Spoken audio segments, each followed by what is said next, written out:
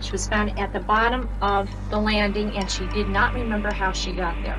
It all began with whispers of a haunting that refused to stay buried. Behind the chilling tale of The Conjuring, Last Rites, lies a true story, far darker than Hollywood could ever script. Audiences thought they knew the Warrens, thought they understood the terror. But this time, the shadows stretched deeper. With every twist of faith and every clash between good and evil, reality blurred. What unfolded wasn't just a movie. It was a battle that felt terrifyingly real. It was Monday, April the 29th, 1985, and the Smurl family had been preparing for a special day. 13-year-old Heather was about to celebrate her Catholic confirmation, and the household buzzed with excitement and activity. But in the middle of those preparations, something terrifying happened. A kitchen light, bolted firmly to the ceiling above the island, began to shake violently. Within seconds, it ripped free and came crashing down, nearly striking one of the twins. The family stood in shock. This was no ordinary accident. It was a moment that set the tone for what would later be described as pure horror, the true story behind The Conjuring, Last Rites. Here we are. Okay. Yeah. Desperate and afraid, the family reached out to Ed and Lorraine Warren for help. We have one. A spirit, I mean. What makes you think this? Something came into the room and touched me, and it dropped a light fixture on my children. And it whispers and pounds on the walls, and none of us can get any sleep anymore. We're all so tired. And nobody believes us, and I really think I'm losing my mind. But the haunting had roots that stretched back years before that chilling night. The Smurl family's story began in 1972 in Wilkes-Barre, Pennsylvania. Jack and Janet Smurl were a young couple with 2 daughters, Dawn and Heather. That year, Hurricane Agnes tore through the region and destroyed their home, forcing them to look for another place to live. By October of 1973, they had found a duplex at 328 Chase Street in West Pittston, Pennsylvania, just about an hour and a half from Philadelphia. Later that December, Jack's parents, John and Mary, moved into the other side of the duplex, creating a multi-generational household. The house itself carried history. Built nearly 80 years earlier, it was the oldest in the neighborhood. Still, the Smurls quickly settled in. They became part of the local community, active in their parish, and for the first year and a half, life there was peaceful. Then, strange things began to happen. A rocking chair moved by itself.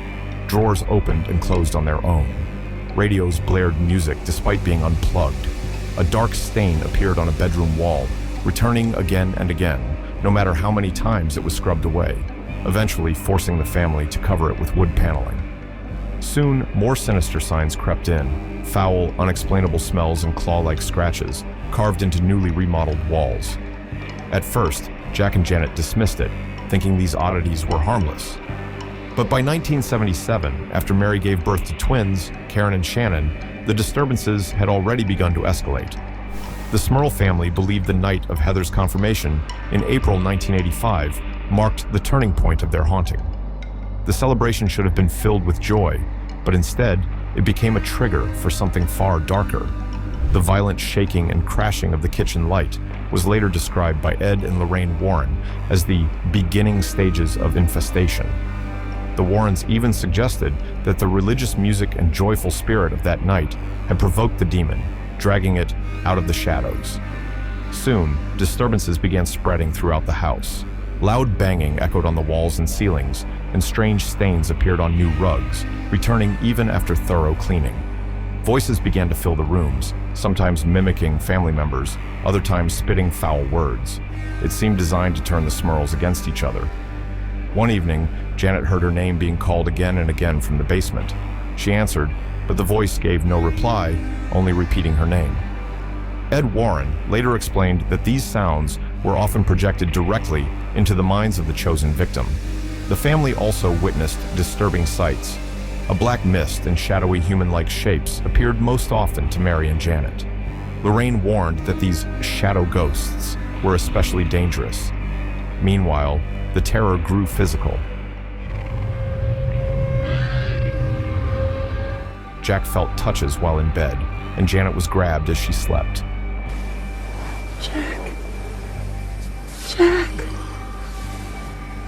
What? What do you want? Were you touching me just then? No.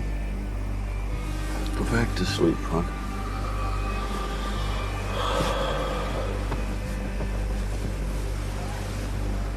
Their daughters saw ghostly figures hovering above them. At night, the sounds of wings fluttered in the children's room, water seemed to run in empty bathrooms, and toilets flushed without reason. Even their loyal dog, Simon, wasn't spared. Sometimes he acted as if he were in two places at once, seen upstairs and then instantly downstairs. He often appeared on edge, and his howling filled the nights. By 1985, things escalated further. Electrical fires broke out, the TV burst into flames, and Janet was pulled from her bed and levitated 6 feet into the air. Desperate, she reached out to the Warrens after attending one of their lectures.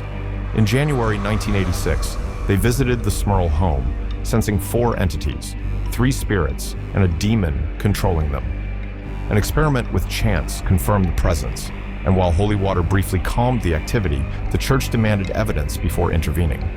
The family's hope for help from the church was crushed when Lorraine Warren was told that there would be no exorcism. The church made it clear that it had no intention of stepping in, and this left the family feeling completely abandoned.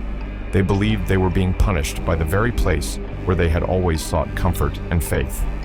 Meanwhile, the haunting only grew worse. Their loyal dog, Simon, was violently thrown across the living room while everyone watched in shock. Personal belongings began to vanish. Jack's medical bracelet and even the girls' clothing would disappear, only to turn up later covered in dust, as if they had been hidden away in the attic for years. The attacks on the children grew terrifying. Shannon and Karen were both tossed from their bunk beds in the middle of the night. One evening, around 1 a.m, there was a deafening bang. The family rushed out and found Shannon lying at the bottom of the staircase. She had no memory of how she had gotten there. Even neighbors reported strange things, screams echoing from the house and flashing lights when the family wasn't even home. The pressure was crushing. Jack's mother suffered a heart attack, and the strain began to tear at Jack and Janet's marriage. The assaults became even more personal. Janet was often dragged from her bed, paralyzed, while a shadowy figure touched her in disturbing ways. She would scream out Jack's name, but he never woke up. Ed Warren explained that the demon could paralyze its victims, keeping them from moving or crying for help properly. Jack himself was not spared. He spoke only reluctantly about being touched inappropriately, once even during a baseball game on TV. The memory haunted him. The family tried to escape the house with camping trips, but the black mist would follow them. It became clear the entity was attached to them, not the building.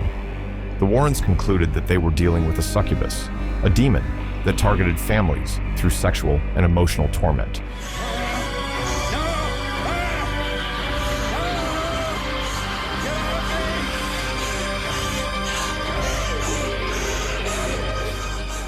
Ed believed its goal was to divide them, insult God, and disrupt the sacred bond of family and creation. Puberty, renovations, and their strong faith seemed to be the triggers that drew it out of hiding. When things had reached their breaking point, Father Robert McKenna finally stepped in.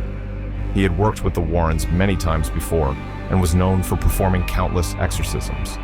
He came prepared, carrying a crucifix, a rosary, and holy water, and went from room to room, blessing each space and even walking the perimeter of the house.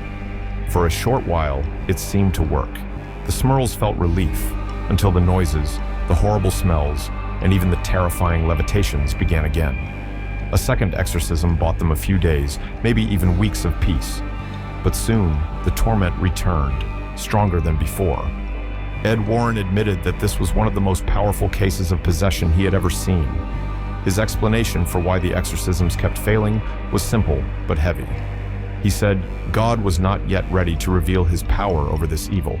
Tired of waiting on the church, the Smurls took matters into their own hands. They decided to go public, hoping that by sharing their story, they could pressure the church into helping them. They appeared on talk shows, were written about in local newspapers, and even collaborated with the Warrens on a book called The Haunted. The decision had consequences. Media scrutiny brought unwanted attention and endless questions. Reporters camped outside, strangers knocked on their door, and their private lives became a spectacle. As the Smurl family's ordeal came to light, the story sparked fierce debate. Critics quickly claimed that the family and the Warrens had fabricated the haunting to make money, pointing to the book and media appearances as proof. Yet many others insisted this was one of the most believable demonic cases ever studied. For believers, it stood as the chilling true story behind The Conjuring, Last Rites. Ed and Lorraine Warren offered their own insights into the case. They often described the Smurls as the all-American family, good, hardworking, and deeply religious. Jack had even started the first West Piston basketball team. To them, the Smurls were chosen, faithful Catholics, through whom God's power over evil could be revealed. They explained how fear itself made the entity stronger. When Janet or Mary grew frightened, it only fed the demon. Lorraine recalled the summer of 1985, when Janet was nearly pulled from her bed during a levitation, the entity solidifying around her legs so tightly that even her husband could not hold on.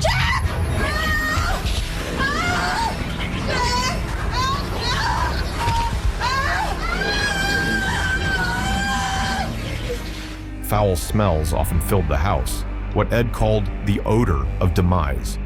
He explained that demons hated humans and were drawn to the stench of decay, even from graves. Jack, in particular, felt deeply shamed when talk show hosts mocked his experiences. Even after moving, he endured further attacks, reminders that the demon's shadow lingered long after the haunting seemed over. Yet there was also a bright side. People from the community came together in support. One evening, a large group gathered outside their home, holding a candlelit prayer service. Some priests also visited, including one who stayed for 2 days, trying to witness the activity. But the demon remained quiet, and with nothing to report, the priest left. By 1987, the family had had enough. Exhausted and overwhelmed, they moved back to Wilkes-Barre, but the haunting followed them. Then, an unexpected twist came. A man studying for the priesthood in Rome read their book and was horrified by how the church had failed them. He wrote to Cardinal Ratzinger at the Vatican, and soon Rome intervened. A priest arrived, apologized for the church's inaction, and a final exorcist was sent. This time, the demon was expelled, perhaps weakened by the move. For the first time in years, the Smurls finally lived in peace. That's all for today's dive into the Smurl haunting. Share your thoughts in the comments, and don't forget to like and subscribe to the Suspense Room for more chilling true crime and paranormal stories.